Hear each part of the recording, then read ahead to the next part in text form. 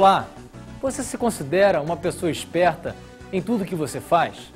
Ser esperto em algumas situações cotidianas que necessitam de desenvoltura e resposta rápida para resolver alguma situação é algo positivo. Porém, quando a esperteza é para favorecer algumas pessoas, isto é visto com maus olhos pela sociedade. A esperteza é considerada a capacidade maliciosa de adaptar-se habilmente a situações adversas, tirando proveito da situação. Isto, de certa forma, acaba por criar uma imagem que denigre o brasileiro, muitas vezes visto como um indivíduo preguiçoso que não respeita as normas, leis, bons costumes e que gosta de levar vantagem em tudo, como na famosa lei do Gerson. Você conhece alguém assim? Você já foi enganado ou prejudicado por alguém que se julgava esperto demais? Como foi isso? Conheço bastante gente, viu? Sim, claro. Eu. Várias pessoas. Leva vantagem e está cheio no Brasil. Sempre tem, né? Principalmente no ramo das vendas. A pessoa tentou me enganar com questões de dinheiro, sabe? Tentou, levar vantagem. Disse que era um preço, chegou no escritório e era outro. Nosso sistema capitalista é isso, né? Cheio de manipular as pessoas na mídia, nas empresas, não estão nem aí com os problemas ecológicos, problemas comportamentais. Devemos avaliar qual tem sido o nosso comportamento em relação às outras pessoas. Usar de nossa inteligência para resolver os problemas que nos atingem é uma coisa, mas usar da esperteza para tirar proveito é outra. Não seja esperto demais. Este é o tema do programa Cada Dia de hoje. Fique conosco.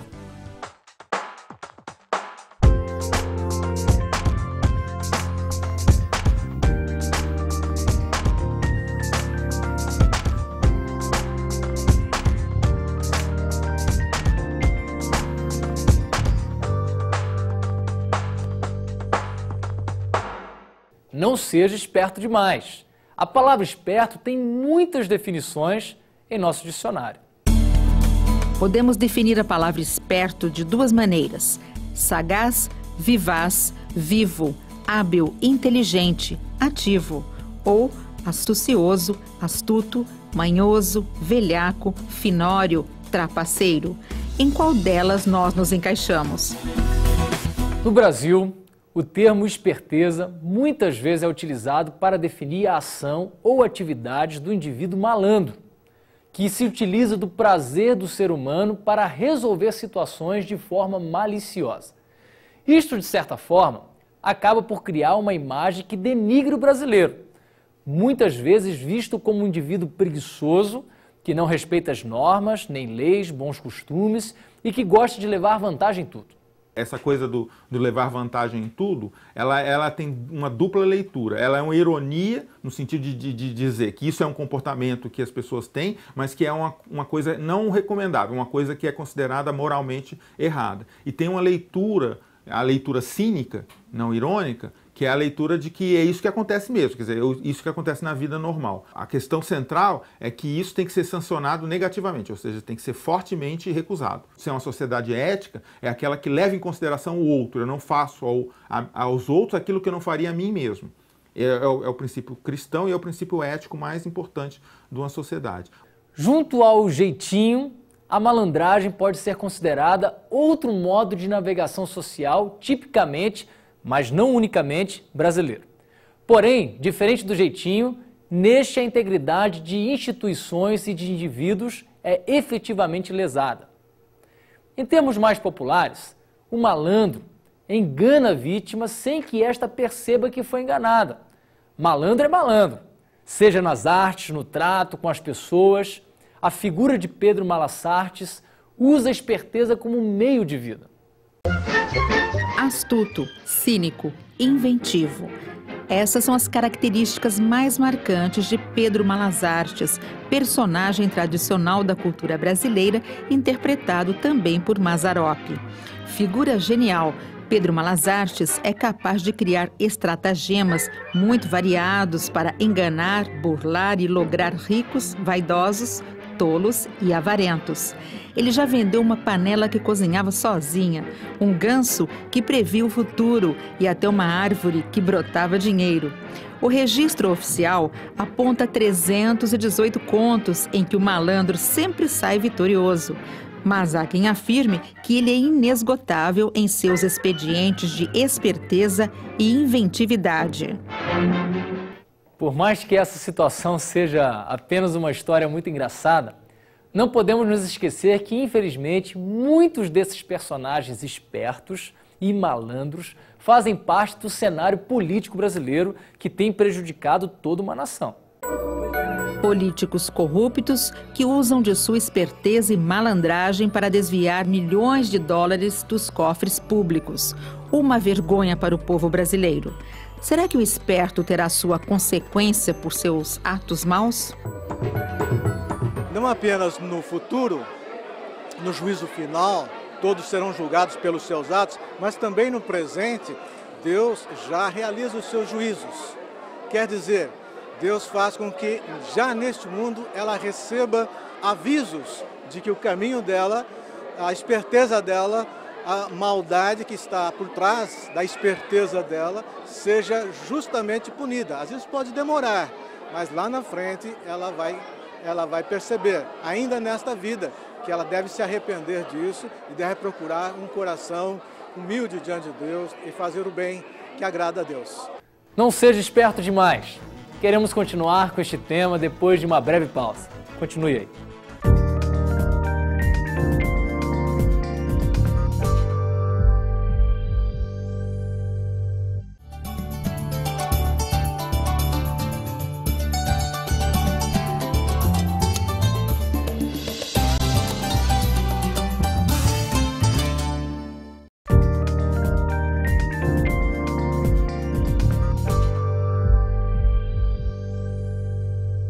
O esperto paga caro.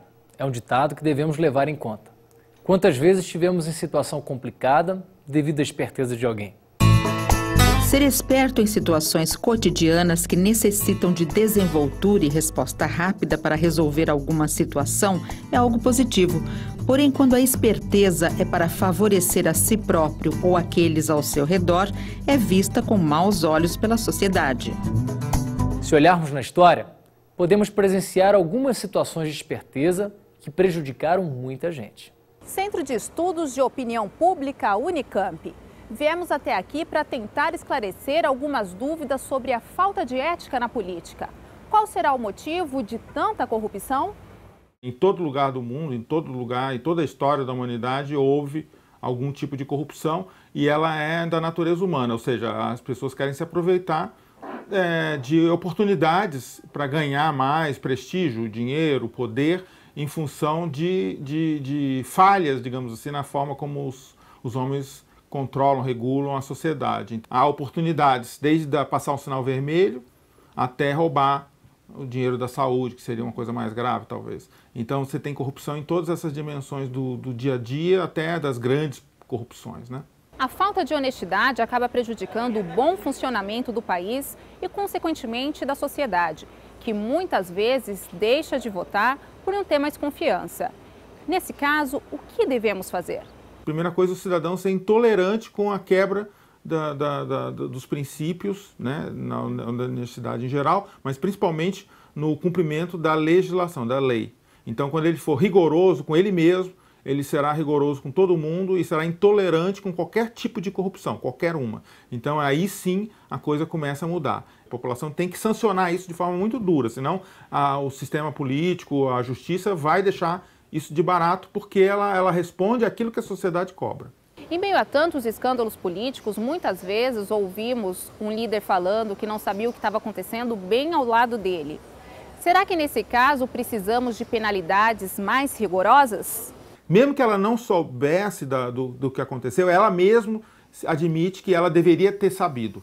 E ela renuncia ou sai da política ou da vida pública, porque eticamente todo mundo cobrou dele essa falha. A pessoa não foi cautelosa, não prestou atenção, não ficou vigilante em relação aos seus subordinados. Na vida privada eu posso até cometer um monte de erros, o problema é meu.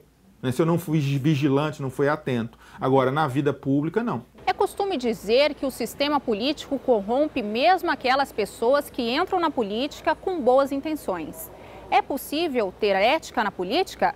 Aí é uma questão bem complicada mesmo, que realmente na vida política é que a gente às vezes não atenta muito. Por exemplo, na vida privada, na vida empresarial, por exemplo, é a mesma coisa. A tentação é muito grande. Por exemplo, para não pagar imposto. Quando o cara vai pagar 100 milhões de reais de imposto, ele faz de tudo possível e imaginável para reduzir isso. Qual é o limite entre ser corrupto e ser eficiente na vida privada, na vida empresarial, por exemplo? Na política é a mesma coisa. As pessoas têm que avaliar exatamente o que elas estão fazendo. Qual é o que elas estão fazendo em termos, por exemplo, quando eu dou um cargo para alguém que não é a melhor pessoa indicada para aquele cargo, mas porque ela vai me apoiar politicamente e depois eu vou conseguir fazer coisas boas para a população, a ética da política é diferente. Ela não é a ética moral que eu digo, eu não posso cometer esse ato de forma nenhuma. Às vezes um ato que não é ilegal, mas pode ser considerado imoral na política, ele é justificado pelos seus fins. A atitude política é beneficiar a maioria das pessoas,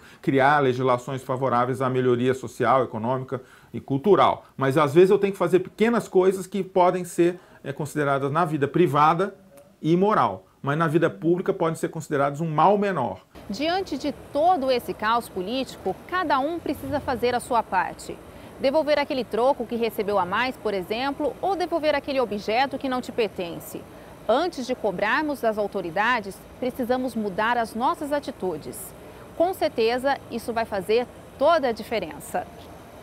Na Bíblia também temos exemplos de espertos que se deram mal, como a figura de Jacó, que enganou seu pai que era cego, ao passar pelo seu irmão. Ainda hoje, vemos muitas histórias que se aproximam com a da família de Isaac. Vemos filhos como Jacó se aproveitando do amor e da confiança do pai para se apropriar do que não lhe pertence. Jacó acreditou que se passar pelo irmão para conquistar uma posição que não lhe pertencia seria um passaporte para a felicidade, mas não foi o que aconteceu. Ele viveu uma vida de arrependimentos e, no final, teve que confrontar seus erros perante seu irmão Esaú, implorando perdão. O mundo está cheio de desamor. O desejo de adquirir bens materiais apaga a visão de Cristo e amar ao próximo parece algo impossível. Por meio dessa tramóia, Jacó obteve a bênção desejada, mas algumas consequências foram penosas para ele. Esaú, seu irmão, ficou muito bravo. Planejou matá-lo e por isso Jacó teve que fugir. Assim se tornaram grandes inimigos. Jacó também sofreu quando foi enganado por seu tio Labão, sendo obrigado a trabalhar para ele por 20 anos. Somente depois de 2 décadas separados, Deus deu a oportunidade de reconciliação para os dois, com um final feliz. Surpreendentemente, sem demonstrar qualquer ressentimento, Esaú foi até Jacó, o abraçou e o beijou, e ambos choraram muito. Que bela história, não?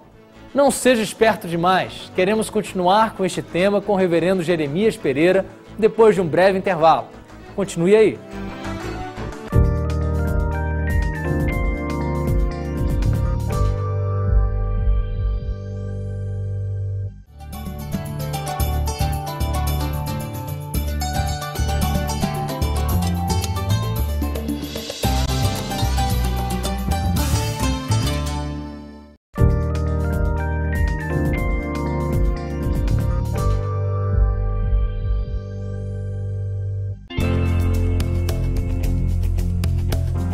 Olá, gente boa!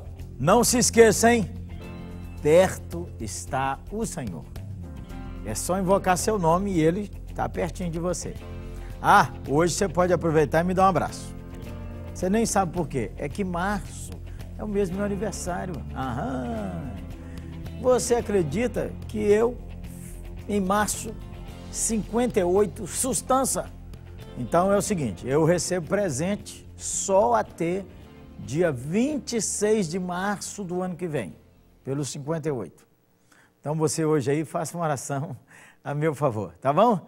Que Jesus te abençoe e te guarde. Estou contente, Deus assinou de novo minha vida, louvado seja o Senhor, que Ele é bom.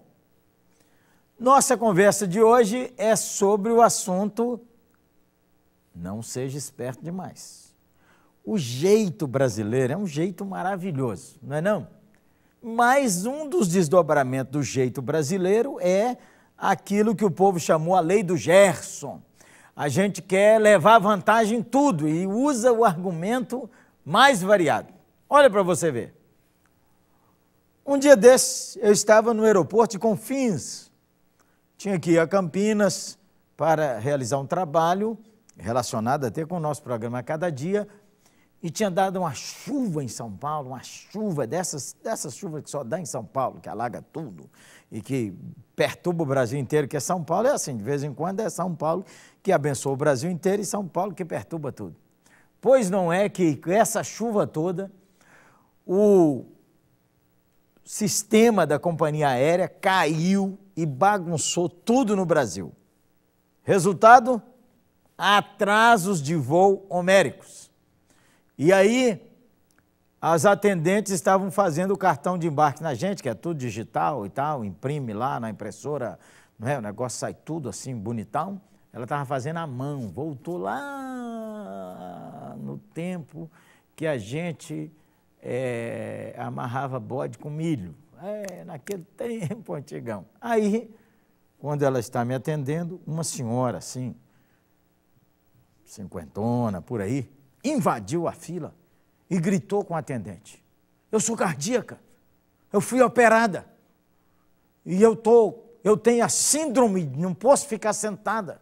Eu fico sentada e começo a suar. Ó, para você ver como é que eu estou suada. Eu exijo que você me atenda agora. A moça ficou assim um pouco atônita. E aí então não teve outro jeito a não ser lá chamar sua chefona, a supervisora. E a supervisora chegou e falou com a dona, assim, olhando nos olhos: a senhora está passando mal? E a mulher disse assim, muito brava: muito! Então a supervisora disse: então, por favor, a senhora se dirige ali é o posto médico. A senhora vai lá e conversa com o médico, porque a senhora não vai embarcar enquanto a senhora não trouxer um atestado que a senhora pode embarcar, porque nós não embarcamos quem está doente. Esse não é só um jeito brasileiro de querer levar vantagem, de usar um argumento, não é verdade? Isso é um jeito do ser humano. Quer ver a Bíblia falar de um cidadão? Vamos ler? Gênesis 27, 35. Respondeu Isaque a Esaú: veio teu irmão astuciosamente e tomou a tua bênção. Esta é a história de Jacó. Jacó, um dos patriarcas. A Bíblia diz Deus de Abraão, Deus de Isaque, Deus de Jacó. Esse Jacó, pai de José, pai dos 12 patriarcas, são as 12 tribos de Israel que deram o Estado de Israel. Nasceu gêmeo de Esaú. E a bênção era para o primeiro filho. E quem saiu primeiro? Esaú. A bênção era a bênção do pai, a bênção da primogenitura. Só que os dois gêmeos nasceram diferentes. O Esaú nasceu cabeludo. O Jacó nasceu liso. O Esaú gostava de caçar. Jacó gostava de cozinhar. O Esaú gostava de aventuras. Jacó, filhinho da mamãe, Rebeca. O pai ficou idoso, ficou cego, e chegou a hora de abençoar e passar a herança. Então o pai, que gostava de comer e gostava de caça, falou com Esaú: Esaú, vai caçar um animal, faz uma comida para mim, faz um churrasco, e vem, meu filho, que eu vou te dar a benção, que eu quero dar a benção de barriga cheia. A mãe de Jacó estava escutando, e de Esaú também, e aí falou com Jacó: meu filho, nós vamos dar o golpe no seu pai. Nós vamos enganar esse velho meio cego. Falou assim não, né? Pelo jeito. Ela sabia cozinhar, cozinhou, pegou um cabrito, matou, fez um assado, um negócio assim maravilhoso, temperou tudo e falou com Jacó: vai lá e leva para o seu pai. E o Jacó disse: como, minha mãe? Como? A voz dele é diferente, ele é cabeludo, eu sou liso, como é que vamos fazer? Como é que nós vamos passar a perna nele? E a mãe disse: nós vamos pegar um couro de bode, pôr em sua pele, seu pai está cego mesmo, E na hora que ele perguntar assim, você é Esaú? Você vai falar, você imita a voz de Esaú, sou. E ele falar, então deixa eu passar a mão em você. A mãe ainda pegou a roupa do Esaú, que tinha o cheiro do Esaú, porque você sabe, cada irmão tem seu CC. Então o CC de Esaú diferente do de Jacó. Pôs a roupa nele e levou ele para receber a bênção. E o pai desconfiou que aquilo era rápido demais, e desconfiou da voz do Esaú. E perguntou, meu filho, é você mesmo? E ele tentou imitar, dizendo, sou eu mesmo. E o pai ainda falou assim, chega aqui para mim te cheirar.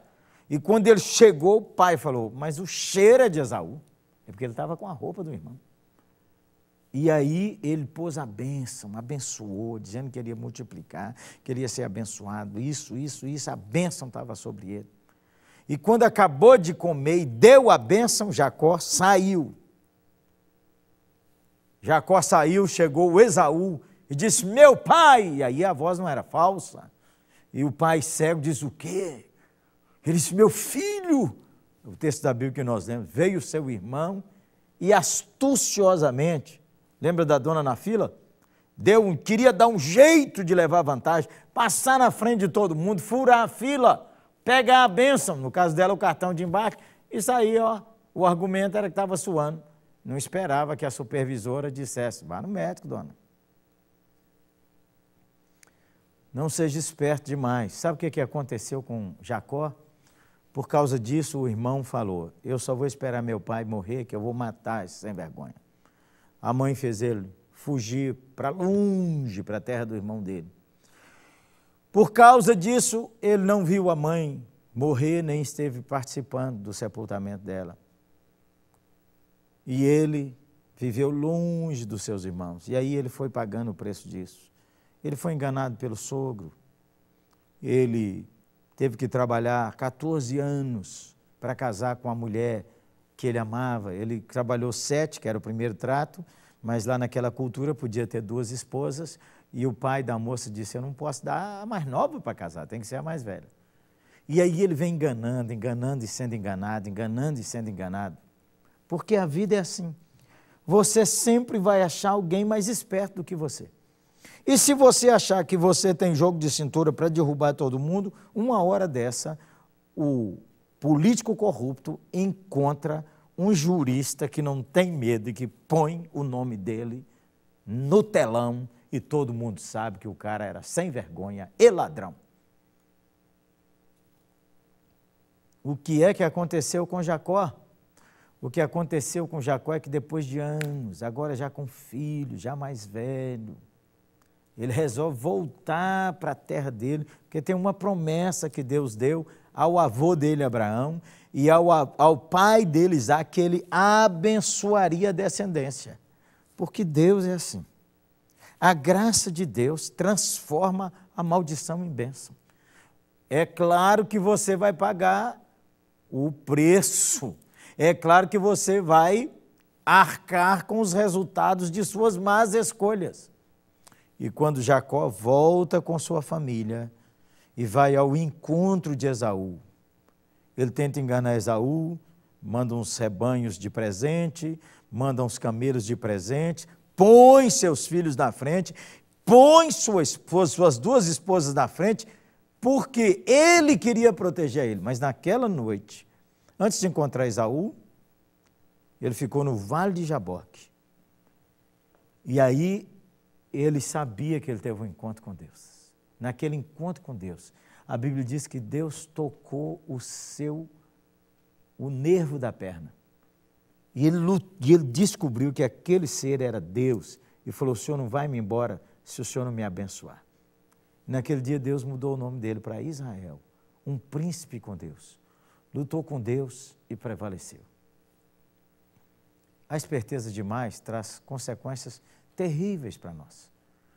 Qualquer hora dessa, todo mundo vai descobrir que foi uma armação, como no caso do aeroporto, tem que ir lá no médico.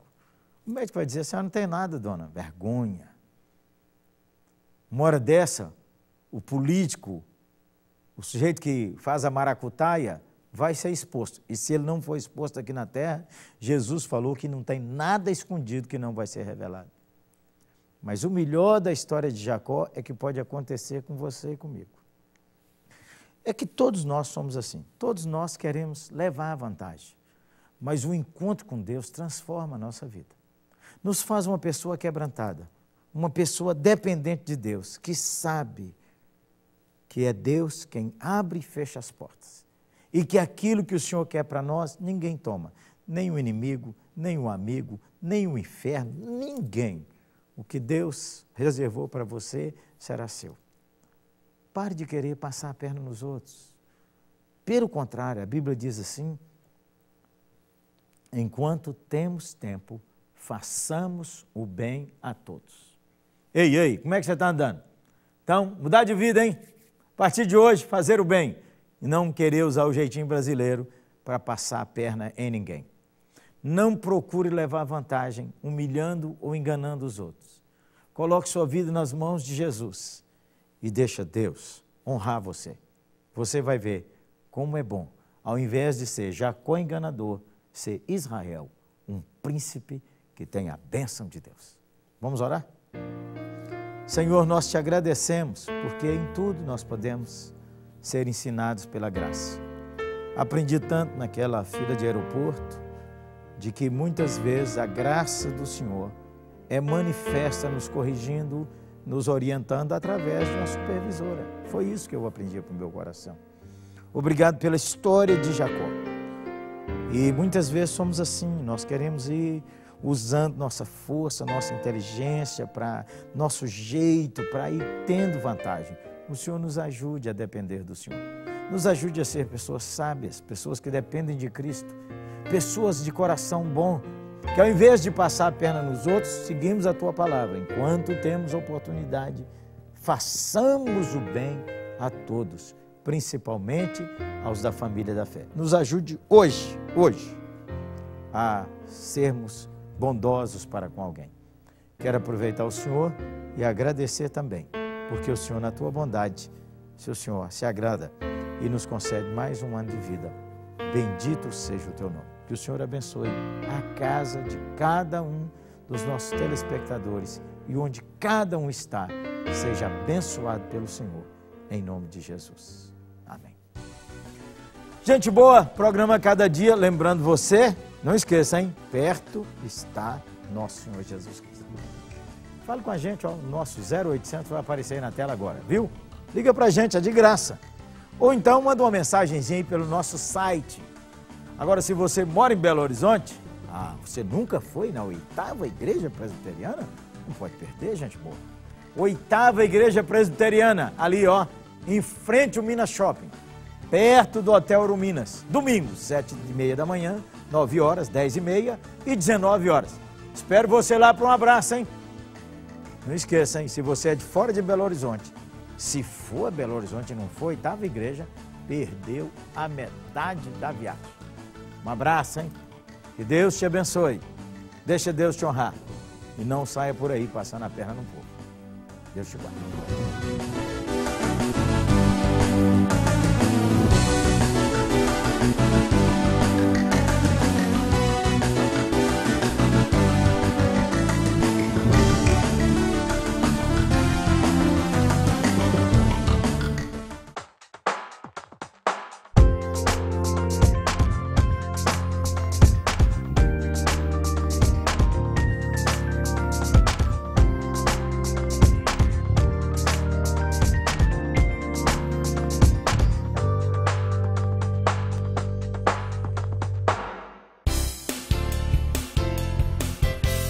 Para ajudar você a enfrentar com coragem e fé o seu dia a dia, publicamos o Cada Dia. O Cada Dia é um livreto com meditações curtas para todos os dias do ano. Há um texto da Bíblia e uma oração. Tudo isso ajuda você a exercitar sua vida espiritual. Leia uma mensagem por dia, em casa, no ônibus, no intervalo do almoço ou, melhor ainda, com sua família. Você pode fazer também sua assinatura do Cada Dia e receber 12 livretos durante um ano. Se preferir, peça seu exemplar gratuito por e-mail cadadia@lpc.org.br. Comece bem o seu dia lendo o Cada Dia.